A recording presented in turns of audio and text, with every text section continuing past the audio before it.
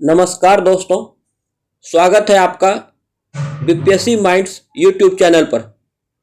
आज हम लोग बिहार समसामयिकी के इस कड़ी में जनवरी माह के समसामयिक घटना को देखेंगे। इससे पहले हम लोगों ने फरवरी से लेकर अक्टूबर तक का समसामयिक घटना इस चैनल पर अपलोड कर दिया है। अगर आप लोगों ने नहीं देखा है तो जाकर उस वीडियो को जरूर देखिए। तो शुरुआत करते हैं। नवादा की स्मृति के सिर सजा मिस बिहार 2023 का ताज। नवादा की स्मृति के सिर मिस बिहार 2023 का ताज सजा है। वहीं सहरसा की वर्षा दूसरे और पटना की सान्या तीसरे स्थान पर रही है। तो मिस बिहार कौन बनी है? तो स्मृति बनी है जो नवादा की रहने वाली है, और दूसरे स्थान पर सहरसा की वर्षा और तीसरे स्थान पर सान्या रही है जो पटना की है। बिहार के अब हर जिले में ड्रोन पुलिस। बिहार में अपराध की जड़ पर चोट के लिए मिशन सुरक्षा के तहत हर जिले में अब ड्रोन पुलिस यूनिट की स्थापना होगी। तो बिहार में ड्रोन पुलिस की स्थापना होगी, और ये किसके तहत होगी? तो मिशन सुरक्षा। तो ध्यान रखने वाली बात है कि मिशन सुरक्षा जो है वह बिहार पुलिस का एक मिशन है जो बिहार में चलाया जा रहा है। कला में भी राष्ट्र पुरस्कार लाने पर सरकारी नौकरी। राष्ट्र पुरस्कार लाने वाले खिलाड़ियों की तर्ज पर अब कला संस्कृति के क्षेत्र में भी राष्ट्र स्तर पर राज्य का नाम रोशन करने वाले कलाकारों को राज्य सरकार में सीधी भर्ती होगी। राष्ट्रीय पुरस्कार लाओ नौकरी पाओ, तो योजना का नाम होगा राष्ट्रीय पुरस्कार लाओ नौकरी पाओ। गौरतलब है कि बिहार में मेडल लाओ नौकरी पाओ योजना पहले से चल रही है।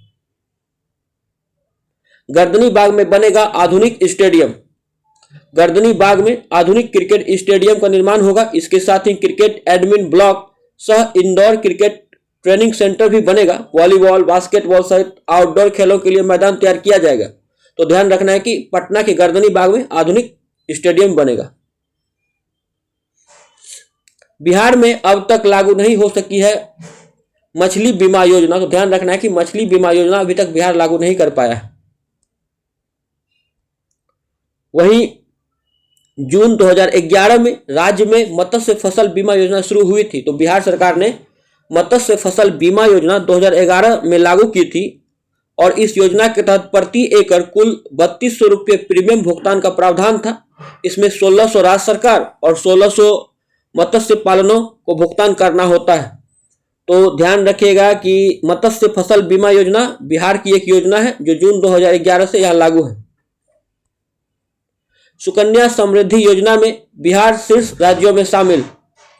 डाक विभाग बिहार सर्किल में वित्त वर्ष 2023-24 में खोले गए सुकन्या समृद्धि खाते से 1 लाख से अधिक बेटियों का भविष्य सुरक्षित हुआ है। आंकड़े बताते हैं कि देश में इस योजना का लाभ उठाने में बिहार शीर्ष 5 राज्यों में शामिल है। तो सुकन्या समृद्धि योजना का लाभ उठाने में बिहार पूरे भारत में शीर्ष 5 राज्यों में शामिल है। अगर पहले स्थान की बात करें तो यूपी है, दूसरे स्थान पर महाराष्ट्र, तीसरे पर तमिलनाडु, चौथे पर राजस्थान और बिहार 5वें पर है। यूपी, महाराष्ट्र, तमिलनाडु, राजस्थान और बिहार। क्या है सुकन्या समृद्धि योजना? केंद्र सरकार की ओर से जनवरी 2015 में यह योजना शुरू की गई है। तो योजना की शुरुआत जनवरी 2015 में हुई थी। बालिकाओं के भविष्य को सुरक्षित करने के लिए बचत योजना है। यह बेटी बचाओ बेटी पढ़ाओ का एक हिस्सा है। 10 वर्ष से कम उम्र की बालिकाओं के माता पिता इस योजना के तहत खाता खुलवा सकते हैं। क्या क्या सुविधा है? तो 1 वर्ष में न्यूनतम 250 और अधिकतम 1.5 लाख रुपए सालाना निवेश कर सकते हैं। खाते में एक मुश्त राशि भी निवेश कर सकते हैं। इस योजना के तहत 31 मार्च 2024 तक 8.20% की दर से ब्याज मिलेगा। बालिका की आयु 18 वर्ष होने पर उसकी शिक्षा के लिए 50% राशि निकालने का विकल्प है। खाता खोलने की तिथि से अधिकतम 15 वर्षों तक रुपये जमा किया जा सकता है। मुजफ्फरपुर प्रक्षेत्र सबसे आगे है। तो बिहार सर्किल के 3 प्रक्षेत्र रीजन मुख्यालय पूर्वी प्रक्षेत्र और उत्तरी प्रक्षेत्र में मुजफ्फरपुर प्रक्षेत्र इस योजना के तहत खाता खोलने में शीर्ष पर है। तो ध्यान रखिएगा बिहार में कौन शीर्ष पर है? तो मुजफ्फरपुर सर्किल इसमें शीर्ष पर है। बिहार में बने हैं 7 एनडीपीएस कोर्ट। तो ध्यान रखिएगा बिहार में 7 एनडीपीएस कोर्ट बने हैं। बिहार में पहली बार मादक पदार्थों तथा नशीली दवाओं की तस्करी या अवैध व्यापार से जुड़े मामलों की सुनवाई के लिए विशेष न्यायालयों का गठन किया गया है।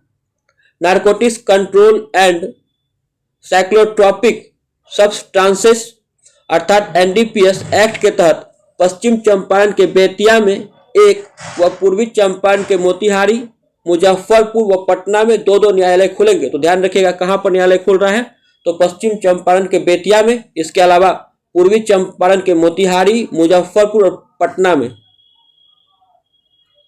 पहली एटीएस कोर्ट पटना में खुल चुका है। तो राज्य में आतंकी मामलों की सुनवाई के लिए पहली बार एक विशेष न्यायालय का गठन 3 अक्टूबर 2023 को किया गया था। अभी पूरे राज्य में इससे संबंधित सिर्फ एक कोर्ट पटना में। तो ध्यान रखिएगा कि बिहार में पहला एटीएस कोर्ट कहां खुला है, पटना में। पटना को पहली बार कचरा मुक्त शहर का मिलेगा पुरस्कार, एक बड़ी उपलब्धि है बिहार के लिए। स्वच्छ सर्वेक्षण 2023 में पटना नगर निगम और सुपौल नगर परिषद को पहली बार कचरा मुक्त के पुरस्कार के लिए चयनित किया गया है। तो ध्यान रखिएगा पटना और सुपौल को कचरा मुक्त शहर के लिए चुना गया है स्वच्छ सर्वेक्षण 2023 के तहत। पहली बार बिहार के किसी शहर का चयन इसके लिए हुआ है। दिल्ली में 11 जनवरी को होने वाले समारोह में स्वच्छ सर्वेक्षण 2023 के लिए पुरस्कार वितरण होगा और यह पुरस्कार भारत के राष्ट्रपति द्रौपदी मुर्मू द्वारा दिया जाएगा।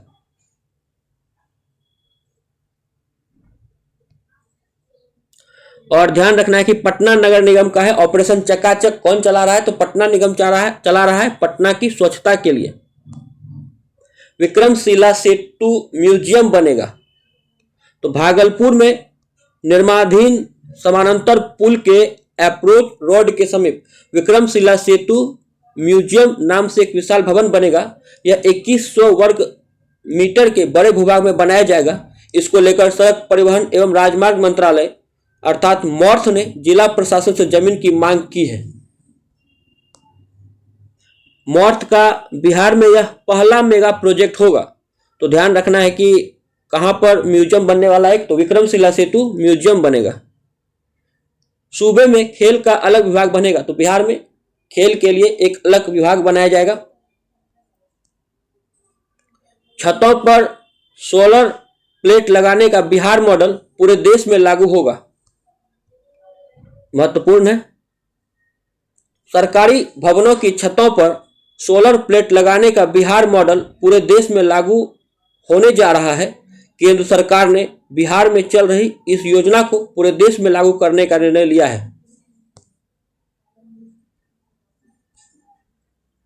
बिहार में जल जीवन हरियाली अभियान के तहत सरकारी भवनों की छतों पर सोलर प्लेट लगाए जा रहे हैं। तो बिहार में ध्यान रखिएगा कि किस योजना के तहत छतों पर सोलर प्लेट लगाए जा रहे हैं, तो जल जीवन हरियाली अभियान के तहत। ब्रेडा की ओर से कुल 6500 सरकारी भवनों में सोलर प्लेट लगाने की योजना पर अभी काम चल रहा है और अगले 2 वर्षों में राज्य के सभी सरकारी भवनों की छतों पर सोलर प्लेट लग जाएंगे। राज्य में अभी सरकारी भवनों की छतों पर लगे सोलर प्लेट लगने से 20 मेगावाट बिजली उत्पादित हो रही थी। इससे कितना बिजली उत्पादित हो रही है, तो 20 मेगावाट की बिजली उत्पादित हो रही है और जल जीवन हरियाली के तहत ऐसा किया जा रहा है। देश में इकलौता राज्य है बिहार जहां सरकारी भवनों की छतों पर लगाए जा रहे हैं सोलर प्लेट। बिहार ने देश को पहले भी कई मॉडल दिए हैं। हर घर बिजली कनेक्शन सबसे पहले बिहार में शुरू हुआ था। देश में इसे सौभाग्य योजना के नाम से लागू किया गया है। तो सौभाग्य योजना जो बिहार में चल रहा है वो बिहार मॉडल के तर्ज पे ही चल रहा है। इसके बाद स्मार्ट मीटर में भी देश बिहार का अनुसरण कर रहा है। अब सरकारी भवनों की छतों पर सोलर प्लेट लगाने की योजना में बिहार ने देश को राह दिखाई है। मुखिया से सरपंच तक का भत्ता दोगुना हुआ। तो ध्यान रखना है कि मुखिया से सरपंच तक का भत्ता बिहार में दोगुना कर दिया गया है। मुखिया, उप मुखिया, वार्ड सदस्य, सरपंच, उप सरपंच और पंचों का मासिक भत्ता दोगुना कर दिया है बिहार सरकार ने। बिहार में खेल का अलग विभाग बना। तो बिहार सरकार ने खेल के लिए अलग विभाग बनाया है। यह राज्य के 45वें सरकारी विभाग के रूप में काम करेगा। तो ध्यान रखिएगा कि खेल विभाग जो होगा वह राज्य का 45वां सरकारी विभाग होगा। इस समय यह एक निदेशालय के रूप में कला, संस्कृति व युवा विभाग के अधीन संचालित हो रहा है। गौरतलब है कि नीतीश कुमार ने 6 जनवरी को इसकी घोषणा की थी। पटना कॉलेज 162वां स्थापना दिवस, तो पटना कॉलेज का 162वां स्थापना दिवस मनाया गया है। पटना कॉलेज 161 वर्षों का हो गया है और कॉलेज ने 162वां स्थापना दिवस समारोह मनाया है। पहले राष्ट्रपति डॉक्टर राजेंद्र प्रसाद, सच्चिदानंद सिन्हा, जयप्रकाश नारायण समेत कई महापुरुष के व्यक्तित्व निर्माण में पटना कॉलेज की प्रमुख भूमिका रही है। तो ध्यान रखिएगा कि राजेंद्र प्रसाद, सच्चिदानंद सिन्हा, जयप्रकाश नारायण जैसे व्यक्ति पटना कॉलेज से ही पढ़े हुए हैं। गौरतलब है कि 9 जनवरी 1863 को इस कॉलेज की स्थापना हुई थी। तो पटना कॉलेज की स्थापना कब हुई थी? 9 जनवरी 1863 को। 1863 से लेकर 1917 तक यह कलकत्ता विश्वविद्यालय से संबंध था। तो 1863 से 1917 तक यह कलकत्ता विश्वविद्यालय के अंतर्गत आता था। श्री कृष्ण सिंह, जेपी व दिनकर की पढ़ाई यहीं से। इसके अलावा श्री कृष्ण सिंह, जयप्रकाश नारायण, रामधारी सिंह दिनकर भी यही के स्टूडेंट रहे हैं। पटना का डॉल्फिन अनुसंधान केंद्र अत्याधुनिक सुविधाओं से लैस होगा। तो राष्ट्रीय डॉल्फिन अनुसंधान केंद्र कहां बन रहा है? तो पटना में बन रहा है। तो पहले यह ध्यान रखना है, बहुत महत्वपूर्ण क्वेश्चन है। भारत के राष्ट्रीय जीव गंगा डॉल्फिन, तो गंगा डॉल्फिन जो है भारत का राष्ट्रीय जल जीव है। 2009 से ही बिहार कर रहा है डॉल्फिन संरक्षण का प्रयास। तो बिहार कब से डॉल्फिन संरक्षण का प्रयास कर रहा है? तो 2009 से। सांस्कृतिक केंद्रों का नाम होगा आम्रपाली। तो बिहार में बनने वाले सांस्कृतिक केंद्रों का नाम आम्रपाली रखा जाएगा और 38 जिला मुख्यालयों में भी सांस्कृतिक केंद्र बनने वाले हैं। पटना व सुपौल कचरा मुक्त, बिहार देश में 15वें नंबर पर। स्वच्छता सर्वे 2023 का परिणाम जारी कर दिया गया है। बिहार से पटना व सुपौल को कचरा मुक्त शहर का दर्जा दिया गया है। तो बिहार से पटना व सुपौल को कचरा मुक्त शहर का दर्जा प्राप्त हुआ है। दोनों शहर अपने अपने वर्ग में राज्य में पहले नंबर पर हैं। दोनों ने कचरा मुक्त शहर में स्टार 1 प्राप्त किया है। तो दोनों ने कचरा मुक्त शहर में स्टार 1 प्राप्त किया है। पटना नगर निगम को ODF प्रमाण पत्र में वाटर प्लस प्राप्त हुआ है। तो ध्यान रखिएगा, पटना नगर निगम को वाटर प्लस सर्टिफिकेट भी प्राप्त हुआ है। केंद्र शहरी एवं आवास मामलों के मंत्रालय ने एक साथ 4,477 शहरों की रैंकिंग जारी की है। तो कुल कितने शहरों की रैंकिंग जारी की है? 4,477। और रैंकिंग कौन जारी करता है? तो केंद्र शहरी एवं आवास मंत्रालय। ऑल इंडिया रैंकिंग में पटना 262वें पर और सुपौल को 16वां स्थान मिला है। तो ऑल इंडिया रैंकिंग की बात करें तो पटना को 262वें पर और सुपौल को 16वां स्थान मिला है। 1 लाख से अधिक आबादी वाले शहरों में बात करें तो पटना का स्थान 77वां है। तो 1 लाख से अधिक आबादी वाले शहरों में पटना 77वें स्थान पर है। बिहार को 1815.25 अंक मिले हैं। तो राज्य की रैंकिंग में बिहार को 15वां स्थान मिला है। तो ध्यान रखना है कि पूरे भारत में बिहार का स्थान कितना है? तो 15वां है और बिहार को 1815.25 अंक मिले हैं। वही पहले स्थान पर महाराष्ट्र है, दूसरे स्थान पर मध्य प्रदेश और तीसरे स्थान पर छत्तीसगढ़ का स्थान है। बिहार से ODF सर्टिफिकेट पाने वाले शहरों की संख्या 86 है। तो आप लोग याद रखिए कि बिहार से ODF सर्टिफिकेट पाने वाले शहरों की संख्या कितनी है? 86। वही वाटर प्लस श्रेणी में सिर्फ एक शहर को अवार्ड मिला है। कौन सा है? वह पटना को मिला है सिर्फ। राष्ट्र रैंकिंग में अब गंगा किनारे वाले शहर को देखते हैं। तो गंगा किनारे वाले शहरों में पटना राष्ट्र रैंकिंग में 6ठे स्थान पर है। तो गंगा किनारे वाले शहरों में पटना का पूरे भारत में 6ठा स्थान है। पटना का स्कोर 70.10 रहा है।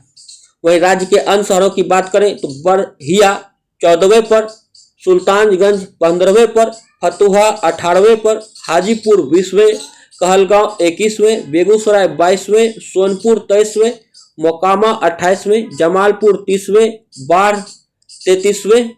इसके अलावा भी बहुत का रैंकिंग दिया हुआ है।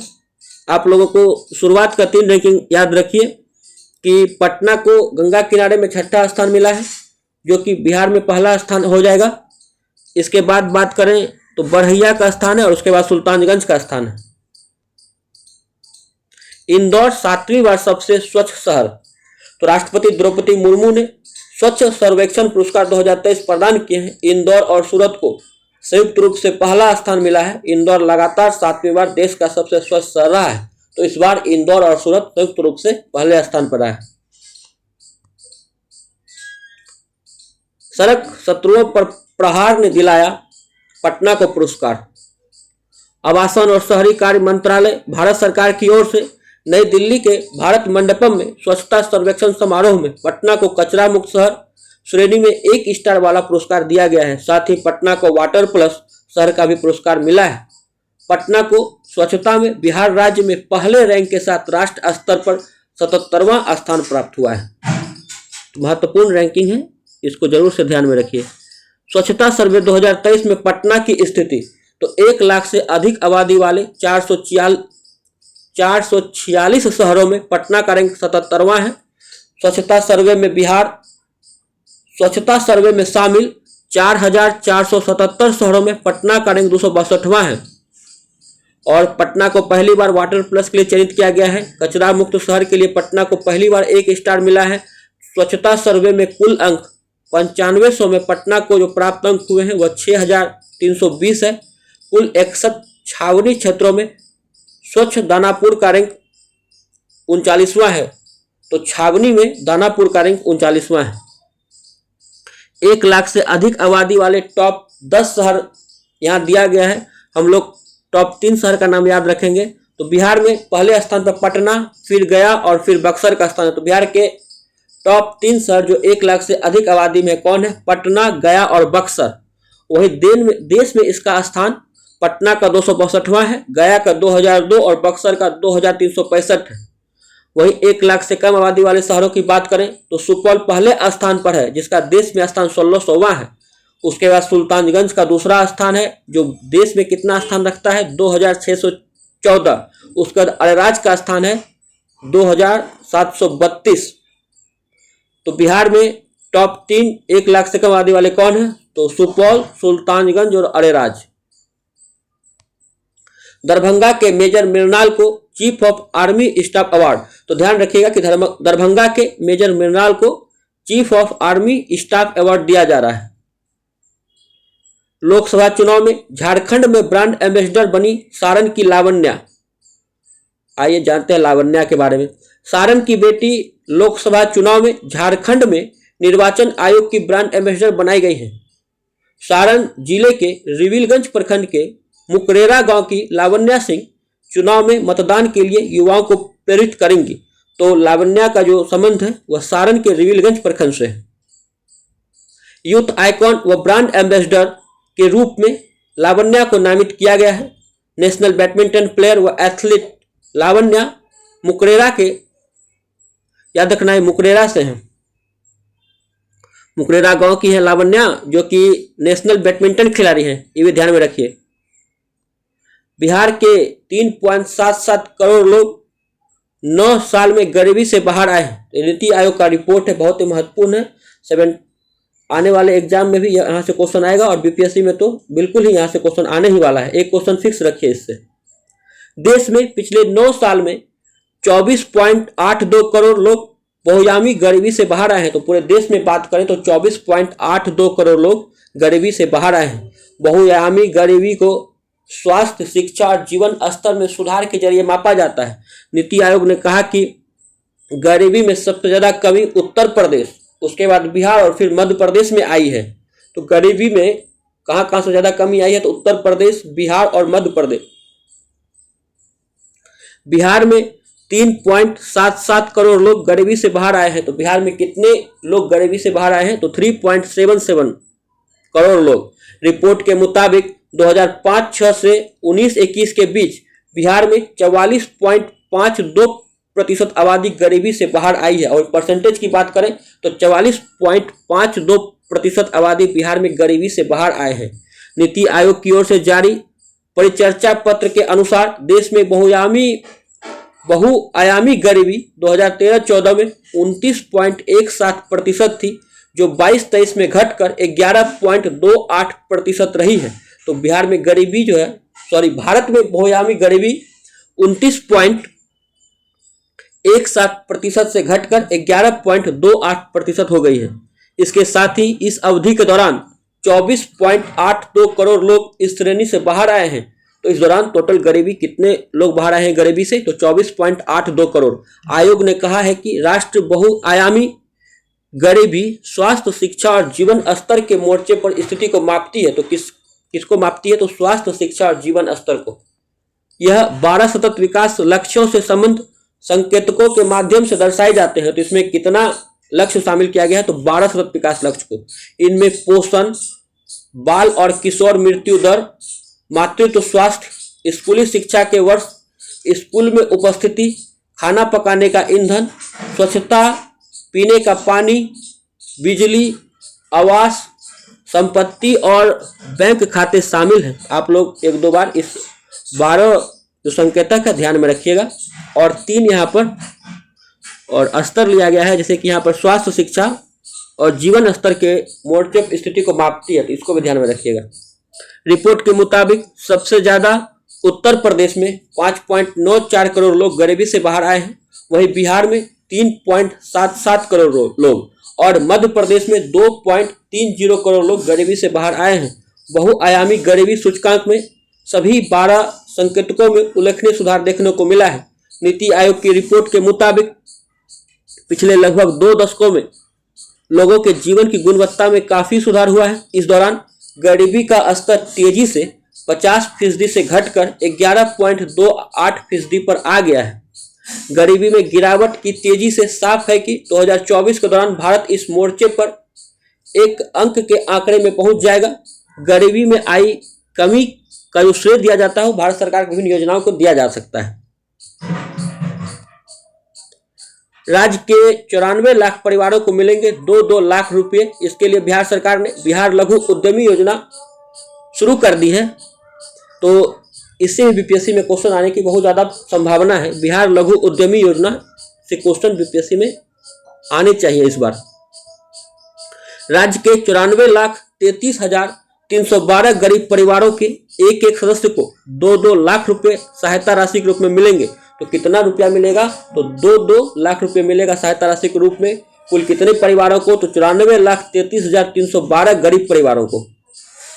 यह सभी वर्गों के लोगों अर्थात सामान्य वर्ग, पिछड़ा वर्ग, अत्यंत पिछड़ा वर्ग, एससी एसटी वर्ग के लोगों को दिया जाएगा। तो इसमें सभी वर्ग के लोगों को यह सुविधा होगी। इन परिवारों के एक सदस्य को रोजगार के लिए 2-2 लाख रुपए अनुदान के रूप में दिए जाएंगे। योजना जो है 5 वर्षों के लिए लागू होगी। यह राशि लाभुकों को 3 किस्तों में दी जाएगी। पहले किस्त में 25%, दूसरे किस्त में 50% और तीसरे किस्त में 25%। तो 25%, 50% और 25% 3 किस्तों में राशि देय होगी। यह योजना 5 वर्षों के लिए लागू की गई है। वर्ष 2023-24 में 250 करोड़ और वर्ष 2024-25 में सांकेतिक रूप से 1000 करोड़, इस तरह कुल 1200 करोड़ रुपए की राशि पर प्रशासनिक स्वीकृति दी गई है। 62 उद्योगों के लिए सहायता दी जाएगी। तो इसमें 62 उद्योग के लिए सहायता दी जाएगी इस योजना के अंतर्गत। तो इस योजना के लिए 18 से 50 वर्ष के केवल बिहार के निवासी पात्र होंगे। उनकी आयु 18 से 50 वर्ष होनी चाहिए। लाभुकों की पारिवारिक आय 6,000 रुपये मासिक से अधिक नहीं होनी चाहिए और लाभुकों की पारिवारिक आय जो है 6,000 रुपये मासिक से अधिक नहीं होनी चाहिए। योजना के लिए प्रत्येक वर्ष ऑनलाइन आवेदन मांगे जाएंगे। अधिक आवेदन प्राप्त होने पर लाभुकों का चयन कंप्यूटराइज रैंडम तरीके से होगा। तो सभी बातों को ध्यान रखिएगा। एक महत्वपूर्ण योजना है बिहार सरकार का ये। बिहार को स्टार्टअप का आकांक्षी लीडर अवार्ड मिला। स्टार्टअप क्षेत्र को मजबूत इकोसिस्टम विकसित करने के लिए बिहार को एस्पायरिंग लीडर अर्थात आकांक्षी नेतृत्व पुरस्कार मिला है। स्टार्टअप दिवस के अवसर पर नई दिल्ली में हुए समारोह में बिहार को यह पुरस्कार दिया गया है। गौरतलब है कि स्टार्टअप दिवस हम लोग 16 जनवरी को मनाते हैं। उद्योग विभाग के अपर मुख्य सचिव संदीप पौडरिक ने इसकी जानकारी दी है। भारत सरकार के वाणिज्य और उद्योग मंत्रालय ने स्टार्टअप पुरस्कार 2022 की घोषणा की है। तो इस पुरस्कार की घोषणा वाणिज्य और उद्योग मंत्रालय द्वारा किया गया है। इसमें बिहार सरकार के उद्योग विभाग को एस्पायरिंग लीडर के आकांक्षी का पुरस्कार मिला है। तो बिहार सरकार के उद्योग विभाग किसका पुरस्कार मिला है? आकांक्षी नेतृत्व का पुरस्कार मिला है। स्टार्टअप के क्षेत्र में प्रभावशाली कदम की बदौलत बिहार में 500 से अधिक स्टार्टअप खुल चुके हैं। पटना में 12 स्टार्टअप को मिला पुरस्कार। स्टार्टअप दिवस पर बिहार स्टार्टअप पुरस्कार की घोषणा हुई है।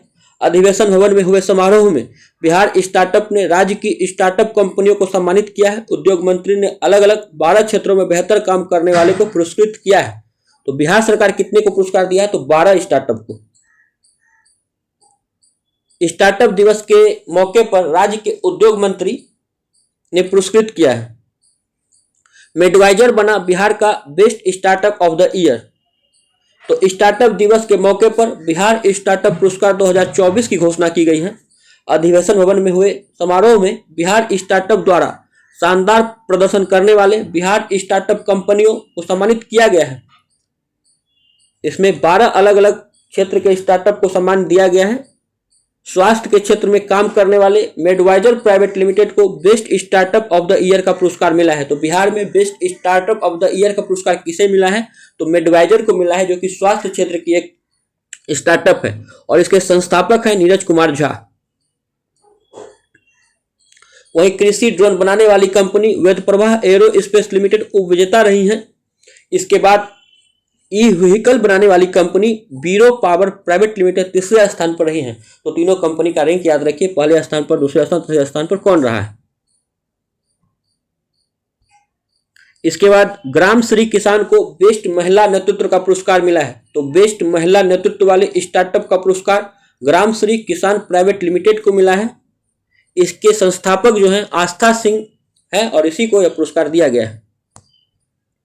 एक ही खेत में मखाना और सिंघाड़ा की खेती होगी। तो ध्यान रखना है कि सिर्फ बिहार में एक ही खेत में मखाना और सिंघाड़ा की खेती होगी। महत्वपूर्ण बात यह है कि मखाना अनुसंधान केंद्र कहाँ है बिहार में? दरभंगा में है। मखाना अनुसंधान केंद्र दरभंगा में है और यहाँ पर सिंघाड़ा की 2 किस्म का नाम दिया गया है, स्वर्णा लोहित और स्वर्णा हरित। तो आपसे पूछेगा सीधा कि स्वर्णा लोहित और स्वर्णा हरित किसकी किस्म है? तो ये सिंघाड़ा की किस्म है।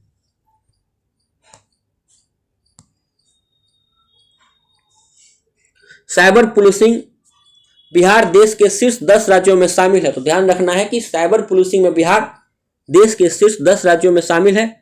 पीड़ितों के कॉल का उत्तर देने में चौथा व शिकायत दर्ज करने में सूबे का 10वां स्थान है। तो कॉल का उत्तर देने में बिहार का स्थान चौथा है, वही शिकायत दर्ज करने में बिहार 10वें स्थान पर है। सीमांचल कोसी में सर्वाधिक गरीबी। तो नीति आयोग का जो रिपोर्ट है उसी में बताया गया है कि सीमांचल व कोसी क्षेत्र में अधिक गरीबी है। नीति आयोग की रिपोर्ट में इसका खुलासा हुआ है। रिपोर्ट में वर्ष 2015-16 से 19-20 की बहुआयामी गरीबी का तुलनात्मक आंकड़ा पेश किया गया है। सीमांचल में अररिया, पूर्णिया और कोसी में सुपौल, सहरसा व मधेपुरा सबसे गरीब जिले हैं। हालांकि 2015-16 से 19-20 के दौरान बिहार में गरीबी में भारी कमी आई है। इन 5 सबसे गरीब जिलों के आंकड़े में भी कमी हुई है। सबसे गरीब जिले की बात करें तो अररिया है, जिसकी गरीबी 52.07% है। उसके बाद पूर्णिया, फिर सुपौल, सहरसा और मधेपुरा का स्थान है। तो सबसे गरीब बिहार में कौन है? अररिया, फिर पूर्णिया है, फिर सुपौल, फिर सहरसा, फिर मधेपुरा का स्थान है। सिवान में सबसे कम गरीबी है। तो सिवान में सबसे कम गरीबी है। यहाँ बहुआयामी गरीबी महज 17.14% है। तो ध्यान रखिएगा, सिवान में बहुआयामी 17.14% है, जो बिहार में सबसे कम है। जबकि मुंगेर, रोहतास, पटना और गोपालगंज 4 में सबसे कम गरीबी है। तो उसके बाद मुंगेर, रोहतास, पटना और गोपालगंज का स्थान आता है। सबसे तेजी से गरीबी पूर्वी चंपारण में कम हुए हैं। तो बिहार में सबसे तेजी से गरीबी कहाँ पे कम हुआ है? तो पूर्वी चंपारण में। और इसका कितना फीसदी हुआ है कम? तो 27.74%। इसके बाद शिवहर का स्थान आता है, जहां 26.23% गरीबी कम हुआ है। सब महत्वपूर्ण डेटा है, आप लोग इसको जरूर से याद रखिएगा। बिहार की कोयला खदान के लिए नहीं मिल रहे हैं खरीदार। तो जानते हैं कि बिहार में कोयला खदान कहाँ है, यही महत्वपूर्ण है। तो भागलपुर के पीरपैंती में एक साथ 3 ब्लॉक और राजमहल पहाड़ी के ब्रांच के रूप में मंदार पर्वत कोल ब्लॉक का पता चला है। तो बिहार में कहाँ पर कोयला खदान है? तो पीरपैंती भागलपुर में, और फिर मंदार पर्वत कोल ब्लॉक है से रिलेटेड है यह। बौद्ध गया में बौद्ध महोत्सव का शानदार आगाज। तो बिहार में बौद्ध महोत्सव कहाँ मनाया गया है? तो बौद्ध गया में मनाया गया है। बौद्ध महोत्सव 2024 बौद्ध गया। बिहार के युवाओं का होगा स्किल सर्वे। तो ध्यान रखना है बस कि भारत का कौन सा राज्य युवाओं का स्किल सर्वे करेगा? तो बिहार। पटना में कृषि यांत्रिकरण मेला हुआ है, तो कृषि यांत्रिकरण मेला कहां आयोजित किया गया है? तो गांधी मैदान पटना में। बिहार की कात्यायनी ने जीता दोहरा स्वर्ण पदक। ओडिशा की राजधानी भुवनेश्वर में चल रही खेलो इंडिया तैराकी प्रतियोगिता में बिहार की कात्यायनी सिंह ने 2 स्वर्ण पदक जीता है। कात्यायनी ने अंडर 15 गर्ल्स की फ्री स्टाइल तैराकी और इंडिविजुअल मेडल में भी स्वर्ण पदक हासिल किया है। कात्यायनी सिंह ने 2 स्पर्धाओं में स्वर्ण पदक हासिल किया है। वह बिहार की पहली तैराक हैं जिसने यह उपलब्धि हासिल की है। तो ध्यान रखना है कि कात्यायनी सिंह का संबंध तैराकी से है और इसने भुवनेश्वर में चल रहे खेलो इंडिया तैराकी प्रतियोगिता में 2 स्वर्ण पदक जीता है। भुवनेश्वर में 20 जनवरी से खेलो इंडिया जूनियर महिला तैराकी प्रतियोगिता की शुरुआत हुई है। बिहार के सीपी ठाकुर, विंदेश्वर व सुरेंद्र किशोर समेत 7 को सम्मान। तो गणतंत्र दिवस की पूर्व संध्या पर पद्म पुरस्कारों की घोषणा की गई है। बिहार के 7 विभूतियों को पद्म पुरस्कार दिए जाएंगे। तो ध्यान रखना है कि इस वर्ष बिहार के 7 विभूतियों को पद्म पुरस्कार दिए गए हैं। सुलभ इंटरनेशनल के संस्थापक विंदेश्वर पाठक को मरणोपरांत पद्म विभूषण दिया गया है। तो पद्म विभूषण किसे दिया गया है? सुलभ इंटरनेशनल के संस्थापक थे विंदेश्वर पाठक, इनको मरणोपरांत पद्म विभूषण दिया गया है। चिकित्सा के क्षेत्र में डॉक्टर सीपी ठाकुर को पद्म भूषण सम्मान दिया गया है। तो डॉक्टर सीपी ठाकुर को पद्म भूषण मिला है जो चिकित्सा के क्षेत्र से है। वहीं वरिष्ठ पत्रकार सुरेंद्र किशोर को साहित्य, शिक्षा एवं पत्रकारिता के क्षेत्र में पद्मश्री मिलेगा। गोदना पेंटिंग के लिए मधुबनी निवासी शांति देवी पासवान व शिवन पासवान को, जबकि टिकुली कला के लिए पटना के अशोक कुमार विश्वास को पद्मश्री पुरस्कार दिए जाएंगे। दरभंगा घराने के मलिक परिवार से ताल्लुक रखने वाले पंडित राम मलिक को कला क्षेत्र में पद्मश्री सम्मान देने की घोषणा की गई है। केंद्र ने 5 विभूतियों को पद्म विभूषण, 17 को पद्म भूषण और 110 को पद्मश्री देने की घोषणा। वहीं भारत स्तर पर बात करें तो 5 को पद्म विभूषण, 17 को पद्म भूषण और 110 को पद्मश्री। तो कुल 132 पद्म पुरस्कार दिए गए हैं, उनमें से 7 बिहार से हैं। तो बिहार से सभी का नाम आप लोग बढ़िया से याद रखिएगा। यह क्वेश्चन बीपीएससी हर बार पूछती है, इस बार भी जरूर पूछेगी। बिहार की दुर्गा ने 1500 मीटर दौड़ में जीता स्वर्ण। तमिलनाडु में चल रहे खेलो इंडिया यूथ गेम्स में बिहार की एथलीट दुर्गा सिंह ने स्वर्ण पदक जीता है। तो पहले आप लोग ध्यान रखिएगा कि खेलो इंडिया यूथ गेम्स कहाँ हुआ है? तमिलनाडु में हुआ है और यहाँ पर दुर्गा सिंह ने स्वर्ण पदक जीता है जो बिहार की एथलीट है। दुर्गा ने यह पदक लड़कियों की एथलेटिक्स स्पर्धा के 1500 मीटर दौड़ में हासिल किया है। दुर्गा गोपालगंज के भोरे प्रखंड की रहने वाली है। तो दुर्गा का संबंध कहां से है? तो गोपालगंज के भोरे प्रखंड से। इसके अलावा बिहार के प्रहलाद कुमार ने इस प्रतियोगिता के ट्रैक साइकिलिंग रेस में सिल्वर मेडल प्राप्त कर चुके हैं। तो ट्रैक साइकिलिंग में सिल्वर मेडल जीता है प्रहलाद कुमार, उनका भी संबंध बिहार से है। बिहार के लाल आईजी दीपक कुमार को सराहनीय सेवा पदक। तो आईपीएस अधिकारी व बेगूसराय के दीपक कुमार के नाम की घोषणा सरकार ने गणतंत्र दिवस पर सराहनीय सेवा पदक के लिए किया है। याद रखना है कि सराहनीय सेवा पदक किसे दिया गया है? दीपक कुमार को, जो बिहार से बेगूसराय के रहने वाले हैं। वर्तमान में दीपक कुमार यूपी के आगरा में आईजी के पद पर कार्यरत हैं। राष्ट्रपति पदक से सम्मानित होंगे सारण के निवासी विश्वरंजन। गणतंत्र दिवस के अवसर पर सारण के विश्वरंजन को आदमी साहस और कर्तव्य निष्ठा के लिए राष्ट्रपति पदक से सम्मानित किया जाएगा। लोक सेवा देने में बिहार के बड़े जिले ही पिछड़े। तो बिहार लोक सेवाओं का अधिकार अधिनियम आरटीपीएस के क्रियान्वयन में बड़े जिले ही फिसदी साबित हो रहे हैं। पिछले कुछ सालों से पटना, भागलपुर, मुजफ्फरपुर, गया, दरभंगा, पूर्णिया टॉप 5 में स्थान नहीं बना पा रहे हैं। सर्वश्रेष्ठ प्रदर्शन करने वाले जिले में जहानाबाद, बांका, सुपौल, समस्तीपुर, अररिया शामिल है। तो सर्वश्रेष्ठ प्रदर्शन कौन कौन जिला किया है? तो जहानाबाद, बांका, सुपौल, समस्तीपुर, अररिया वहीं पटना का स्थान 9वां है।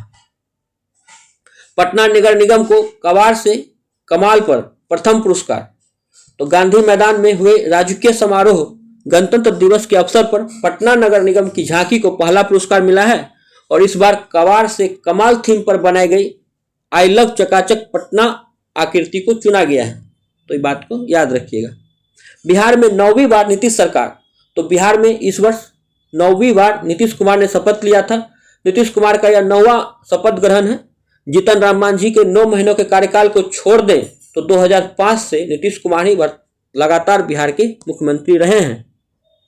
इसके अलावा भाजपा नेता सम्राट चौधरी व विजय कुमार सिन्हा उप मुख्यमंत्री बनाए गए। सीट की बात करें बिहार विधानसभा की स्थिति, तो सरकार में 128 सीट है और विपक्ष के पास 115 सीट है। भाजपा 78 सीट, जदयू 45, हम 4, निर्दलीय 1। विपक्ष में राजद 79 सीट, कांग्रेस 19, लेफ्ट 16 और AIM को 1 सीट प्राप्त है। तो सीटों की स्थिति को भी याद रखिएगा। दुनिया की सबसे बड़ी प्रतिमा पटना में डॉक्टर राजेंद्र प्रसाद की लगेगी।